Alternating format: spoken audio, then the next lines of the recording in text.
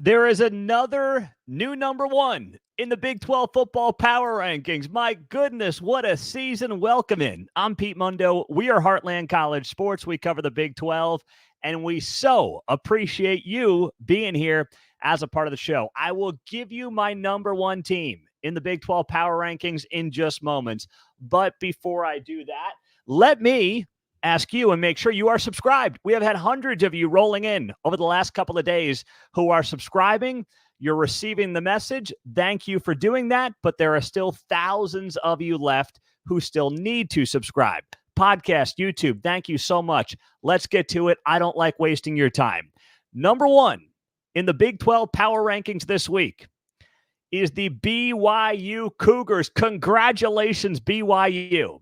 Moving up from 2 to number 1, replacing the Utah Utes, which probably makes it even sweeter. After BYU improves to 5-0, they hang on to beat the Baylor Bears on the road. Now, they tried to blow the game. They gave it their best shot. But BYU is having the most surprising season in the Big 12, bar none. And man, is it a heck of a lot of fun to watch. Yes, if I told you a month ago that we'd be sitting here talking about BYU atop these power rankings, you would call me drunk, stoned, whatever you want to call me, stupid. Names I don't want to use on the show because I like to be family friendly. Whatever you want to call me, you'd call me. And you'd have every single right to call me that. But here we are. That is why they play the games. As Herm Edwards once said, sorry to drop that name on you, Arizona State fans, but I had to do it. BYU is number one. They have matched their Big 12 win total from last year when they went 2-7, and they are 5-0 for the third time in 5 seasons after reaching that mark only twice, 2001, 2008, before the last three times in 5 years. And man, it is a lot of fun to watch. 5 times now this program's been 5-0 to start a season since the 1984 championship season. And I don't know if we're living that kind of season in Provo, but I'll just say this much. Enjoy the ride. Number 2 in the power rankings, Kansas State. They go up from 5 last week. They're back to number 2 this week. A dominant win over Oklahoma State, which was preceded by a tough loss at BYU. Of course, BYU is the top team in the power rankings, so that's not a bad loss. K-State had a big win over Arizona 2 Fridays ago, and that is more impressive based on what Arizona did this past weekend against Utah, which we'll get to here coming up. But K-State is in a very good spot right now. Advanced analytics suggest they are right at the top of the Big 12 conference, and Kansas State this week deserves that number 2 spot in our Big 12 football power rankings. Let's continue on. We've got Colorado up from number 9 to number 3. Hello, Coach Prime in the number 3 spot. And for Colorado, they skyrocket up these rankings after going to UCF, who I had last week at number 3, as a 14-point underdog winning on the road. That is pretty damn impressive. And they didn't just win on the road, they dominated on the road.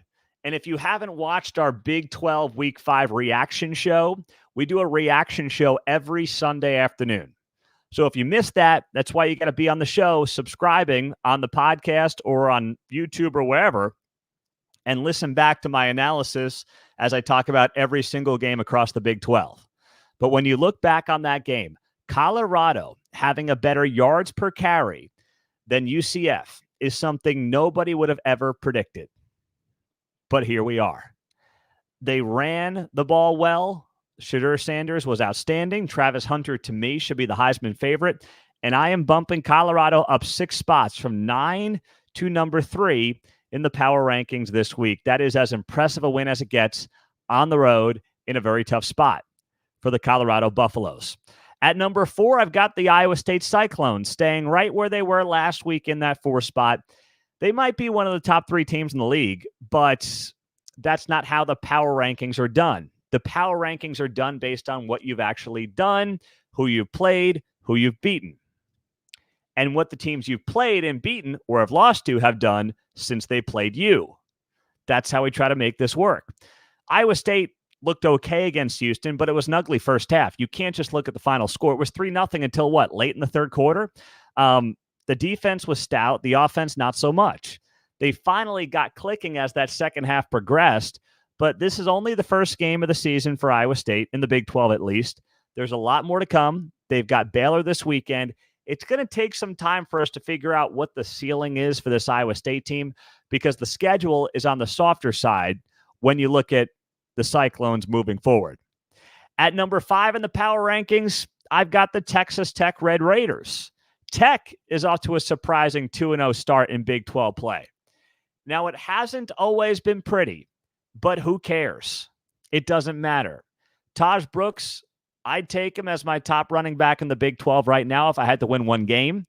And you see what he does for this team, and you see what he does for this team when he's not there as well. Look at the Washington State game when they didn't have Taj Brooks, and they got blown out from start to finish. At 4-1, you got to like where this Texas Tech team is trending right now, and they're just getting better every week, and they're figuring out how to win every week as well. 2 big turnovers in the second half against Cincinnati that led to 14 points. That proved to be the difference maker, and I've got Tech at number 5 this week. They defend their home field in weeks 1 and 2 in the Big 12 play, and now they move on to week 6. Speaking of 6, Arizona is number 6 in the power rankings this week. They jumped from 13 after beating our number 1 team from last week in the Utah Utes. They go on the road. I just mentioned how the Colorado win at UCF was one of the most impressive wins of the season in the Big 12. So is Arizona, out-physicaling Utah in their home building. That is something not a lot of teams do. Arizona did it coming off the bye week. They looked like a totally different team from the team that was in Manhattan just a couple weeks ago. It's like Arizona got smacked in the mouth and realized, hey, this is a different conference. We've got to start smacking people back in the mouth. And that's exactly what they did. And it was long overdue. They did it. They did it very effectively. And they won this game 23-10. They kept Isaac Wilson in check. And you know what? They did what they had to do offensively. They answered after a big turnover. Utah made it 16-10. They respond. And Arizona gets a very good win at Utah. And that shakes up the entire Big 12 standings. Let's continue through our Big 12 power rankings. If you have not yet done it, hit that thumbs up on the video. Whether you are on YouTube, Facebook, X, thank you for being here. And, of course, on the podcast. Number 7 in the power rankings, we've got that Utah team right there. They fall from 1 to 7.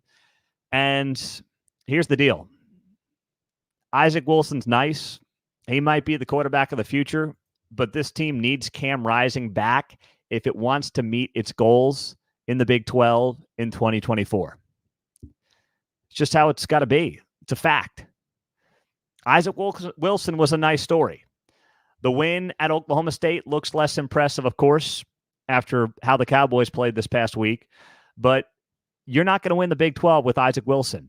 You need Cam Rising back. You've got a bye week before you play next Friday night.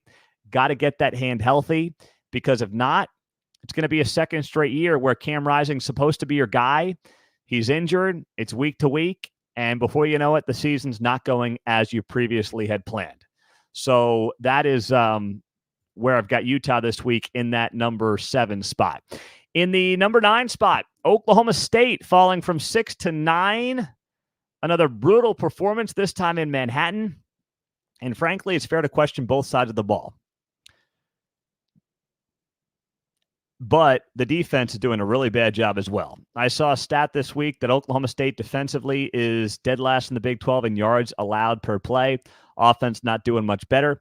Ollie Gordon's getting the rock early in the game. Then they go away from him for some reason. He was playing well, and Casey Dunn does what Casey Dunn has done too many times.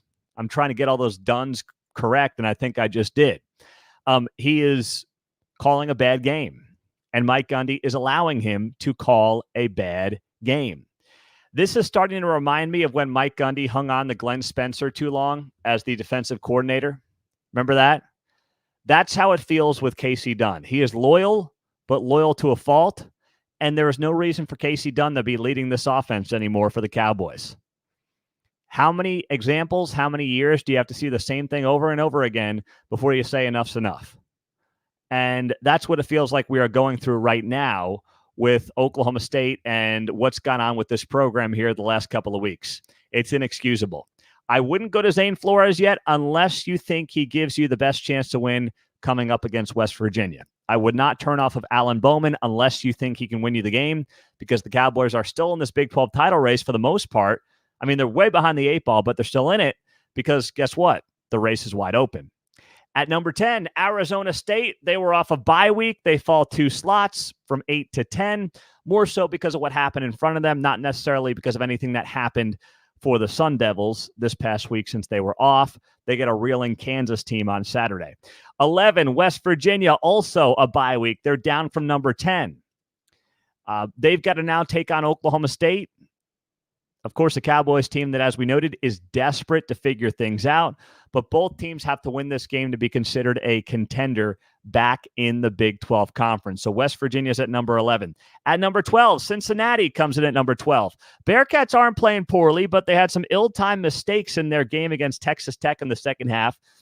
As I noted, Red Raiders scoring 14 points off of turnovers, which proved costly in that 3-point loss. Clean those up for Cincinnati, and they'll be a tough out across the Big 12 the rest of the way. At number 13, Baylor, falling from 11 to 13. If you want to look at the positives, they made a comeback against BYU. The negative, they were down 21-0 in the blink of an eye in front of their home crowd in their Big 12 opener. That is an utter embarrassment. It's embarrassing, it's inexcusable, and great, they almost came back. But why were they in that position to begin with? And that's a fair question to ask if you're a Baylor Bears fan. None of it reflects well on Dave Aranda, whose seat continues to warm up. And that is a fact. Dave Aranda's seat, I know his birthday was this past Sunday. Throw that all out the window. Dave Aranda has a hot seat. At number 14, TCU staying right where they were last week. TCU gets back into the win column, so good for them, but they're beating, and they just beat one of the 2 teams ranked below them in the power rankings in Kansas. So I'm not going to go wild about it. Plus, their blown loss to UCF looks worse after what happened to UCF on Saturday. TCU has a passing game, but the questions remain when it comes to running the ball and stopping the run for the Horned Frogs. At number 15, the Kansas Jayhawks. They are 15, exactly where they were last week. They still can't figure out the offensive side. The secondary was supposed to be a strength, led by Kobe Bryant, and it has not looked good this season. There are issues on both sides. KU is 1-4. Who saw that coming? People were thinking this team was going to a college football playoff. They had the easiest schedule in the Big 12. And now you wonder where the wins are coming from. If you're looking at the Kansas football schedule, my goodness, it is unraveled quickly. And then at number 16, the Houston Cougars. They have been shut out in back-to-back football games for the first time since 1994. Obviously, that's as unimpressive as it gets for the Houston Cougars. I'll say it every week. I believe in Willie Fritz. I believe in his rebuild. I think he'll do it. It's year one, but year one is going to be ugly. And a positive has been the defense, which has done a pretty good job. If you look at the Iowa State game, where they had the Cyclones struggling, holding them to 3 points for most of that game. And then, of course, in the Oklahoma game. Give them credit for how the defense looked in that one as well. And that's where, if you are a Houston football fan, in this moment, you try to celebrate the small victories. I'm Pete Mundo. We're Heartland College Sports. There you go. Big 12 football power rankings are in the books. And let's roll through some of your comments here as we look at what you guys are saying. Chase says that he got BYU plus 15,000 to win the Big 12 in week 1. Chase, give me a lottery number today, brother. Oh, my goodness. I am jealous. Ute Nation Goat writes, agree, we need Cam Rising. Also adding, keep dreaming we are going to win the conference. Yes, Utah can win the conference. You got to have Cam Rising. You need him. If not, I'm telling you right now, Utah can win it. They can be in the mix, but it's going to be a lot more difficult. Going to Arizona State's not going to be a cakewalk. TCU at home, not easy. Houston, okay, you'll win that one. BYU, November 9. At Colorado, home to Iowa State, travel to UCF late in the season. Without Cam Rising, you can find a couple of losses there in this chaotic Big 12. So that's entirely possible. Look who it is, the biggest Texas Tech hater on the entire World Wide Web. It hurts you so bad, writes D. Wayne, but it'll be okay, baby. Right back at you, my man. It'll be okay, baby. What do you mean? I love Joey McGuire. Let me just say this. Joey McGuire might be my favorite head coach in the entire Big 12. You know, Joey McGuire is a fan of Heartland College sports. And I know a lot of the Big 12 staff members read our stuff, follow our content, but Joey McGuire's been on the show. He's a fan of ours. I am not a Texas Tech hater. I don't know where it comes from. I really don't. I think part of this is Tech fans like to have that chip on their shoulder, and I can respect that a lot. But I really think you're digging for something that just isn't there when it comes to my feelings about Texas Tech, the program, Lubbock. I mean, Texas Tech being good in the Big 12 would actually be a massive boost for the entire league, if you think about it. When Texas Tech was great in the Mike Leach era, they were one of the most talked about teams in all of college football. Now, yes, they were playing an exciting brand, but still, there's something magical out there in West Texas when it gets clicking. Even look at the Baker Mayfield year with Cliff Kingsbury, right? You get those black unis at night, special out there. So I just, like, it doesn't bother me. I just don't know where it comes from on some of this stuff. Richard said TCU might be a little higher, but they've earned it. Yeah, TCU's got a lot to prove. And that SMU game is kind of burnt into my memory because of how poorly it was handled by TCU, both on the field and off the field. Josh writes, you should do the power ranking starting at 16. I thought about that, but I like getting right to the point with you guys. I don't want to drag it out 16-1. I respect your time enough to get right to it. So I've been starting with 1, but if you guys feel differently, you can drop a comment on that and let me know how you guys feel. We can go 16-1 or 1-16. James saying Arizona back from the dead. Yeah, certainly looked that way. Man, that was as impressive a win as it gets on the road at Utah. Interestingly, though, that game, the line was Utah -9, 9.5, maybe 10. And then it moved late in the week to Utah -7, 7.5. And I know a lot of that came out after it was determined that Cam Rising wasn't playing. But most of the week, I figured Rising wasn't going to play just because of how this goes with Cam Rising. So I was surprised by that 2-point movement late. But now they've got some time off at Utah. You got to figure this whole thing out. And if you're Arizona, by the way, if you're Arizona, don't let that be your Super Bowl. You got a tough game at home against Texas Tech this weekend. Then you go to BYU. Then you host Colorado. This is a tough 3-game stretch for Arizona. And if they can't put together, at least 1 win, but ideally 2 out of 3, then the Utah game is going to be for naught. I'm Pete Mundo on Heartland College Sports. Thank you for joining us as a part of the show. Hit that thumbs up below the video. As always, make sure you are subscribed to our channel. Thousands of you are not yet, even though thousands of you are coming into the channel. Thank you for doing that. Thank you for being here. I want to get to this. The Big Ten and the SEC are colluding against the Big 12. We are watching this play out in real time after reports surfaced on Monday of this week that next week in Nashville, the SEC and the Big Ten athletic directors are going to meet. And they're basically going to figure out a way, or try to figure out a way, to screw everybody else playing college football and make the college football playoff the Big Ten SEC Invitational. That's what they are attempting to do. And by the way, this is always what they wanted to do. This was always the plan for the Big Ten and the SEC. They played ball for a little bit here because they had to get the playoff to 12 teams. So they had to figure out, at least for 2 years, a plan that was going to be acceptable to other conferences who they needed to vote on this plan to grow the playoff from 4 to 12. So they created this plan for 2 years where you've got these auto bids for conference champions. You're going to have a group of 5 in there. That may all go out the window because that structure is only in place for this year and next year. In 2026, they can change this thing around however they want, and that's where this begins next week in Nashville. This is the story to follow. How does the Big Ten and the SEC work together to squeeze out the rest of college football? And then the next step of this becomes, how does the college football and college sports media work against the Big 12, work against the rest of the sport to justify the SEC and the Big Ten doing this to our beloved college football? Because that is also something that is going to play out here. The story broke from ESPN this week, and here are some of the highlights or the lowlights. Sources in both the Big Ten and the SEC told ESPN they would prefer to have potentially 4 automatic bids for each conference to the playoff.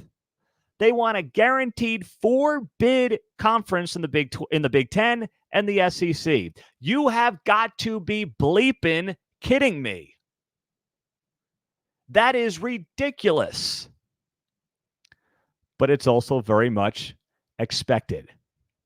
It's ridiculous, but I can't sit here and say I didn't tell you so. And you can't sit there and say, Pete, I didn't know this was coming. We've talked about this for months. The audacity of these 2 conferences to try to basically build a playoff around themselves. I am not sitting here denying that the SEC and the Big Ten are the 2 best conferences at the top in college football. They are. But you're telling me that there's a scenario every single year where the 4th best team in the Big Ten is going to be better than the 2nd best team in the Big 12? I don't buy that for a second. Not a freaking chance. But this is what they are going to do. They're going to try to build this sport around themselves, and then maybe the rest of college football will get an invite or 2, and maybe they'll make you feel good. They'll invite you here and there.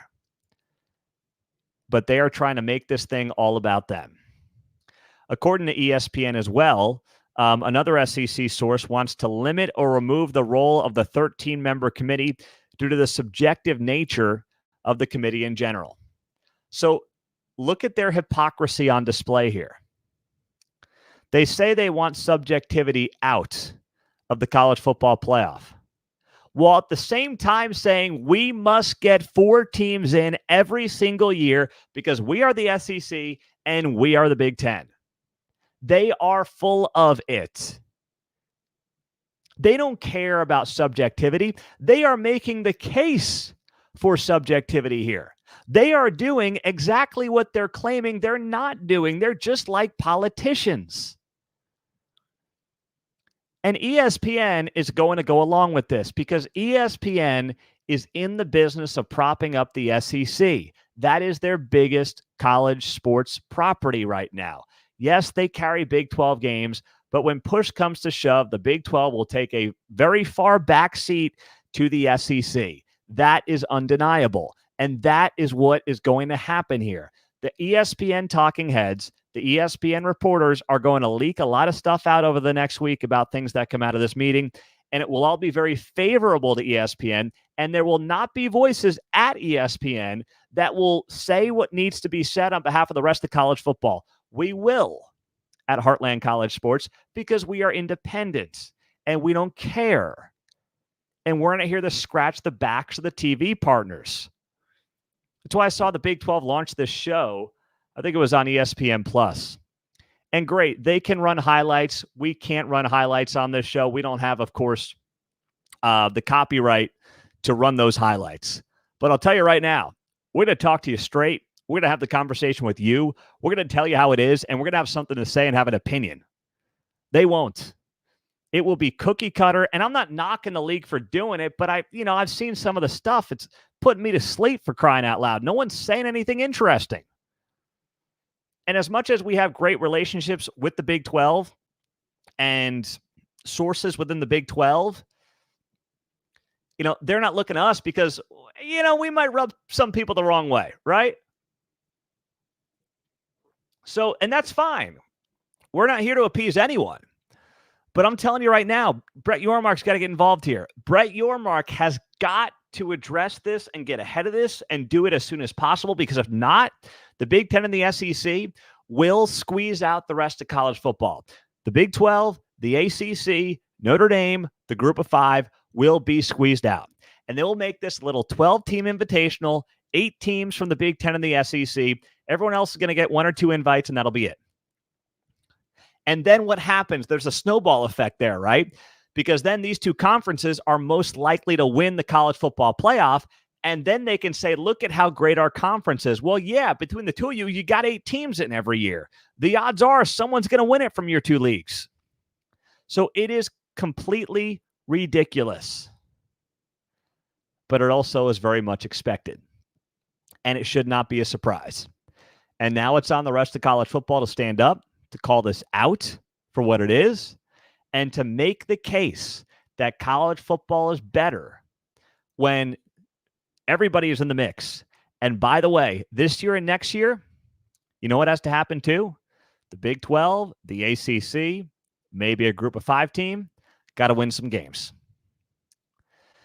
If the SEC and Big Ten just dominate everybody outside of their conferences, then you know what? There might be something there. I still don't think so, but there might be at least a case to be made. But if you've got Kansas State, Iowa State, Utah knocking off a Big Ten or an SEC team in the first round game, you know what? It's going to be much harder for them to make that argument. They will still try to do it because the SEC has been doing whatever it wants with ESPN backing it up for years now. The fact that they're still playing 8 conference games is comical, but they still do it. But now we'll see the rubber meet the road, and we will see whether or not those outside of these 2 conferences can stand up and can push back and can make enough noise to do what's in the best interests of college football as a sport, not what's in the best interests of a select few. NCAA tournament is the best postseason event in all of sports, arguably. And if you didn't have a committee for that, how would that look different? What if the Big 12, which is the best basketball conference, got 12 auto bids? You'd be sitting there saying, I don't know, I could probably find a team somewhere around the country in a Group of 5 that's a lot better than the 12th team in the Big 12. That's what they want to do to college football. And that was always part of the plan. I'm Pete Mundo. Thank you for being here on Heartland College Sports. We cover the Big 12 and everything else happening in the world of college sports. Hit that subscribe button if you haven't yet. Hundreds of you have rolled in.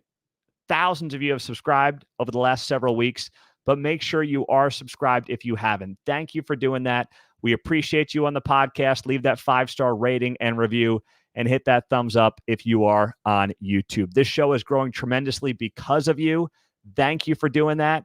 And we'll also see you on the Heartland College Sports forums on the website. They're free. We'll see you there. Have a great day. Go Big 12.